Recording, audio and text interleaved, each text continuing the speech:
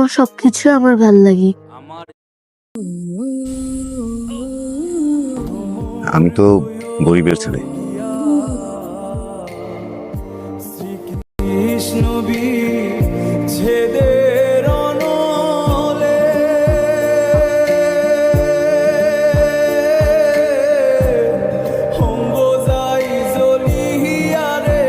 তুমি রাজার ছেলে, তোমাকে পেয়ে আমি অনেক খুশি। আমার অবস্থা খারাপ। আমি শয়নে স্বপ্নে, ঘুমে জাগরণে শুধু পারিজাতির মুখ দেখি। আমার সবকিছু উলট পালট হয়ে যাচ্ছে। কিন্তু পারিজাতির কি অবস্থা? আচ্ছা, পারিজাত এখন কি করছে?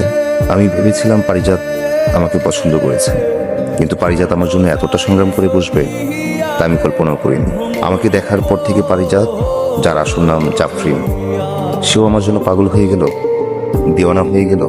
কিন্তু আমার মনে হয় এই পিচ্ছিটা বুঝতে পারে এই রেল স্টেশনে কার মিলন হলো আর কার বিরহ। প্রিয় জাফরিন, তুমি কি একবার চাঁদের দিকে তাকাবে? আমি এখন চাঁদটাকে দেখছি, তুমিও দেখো।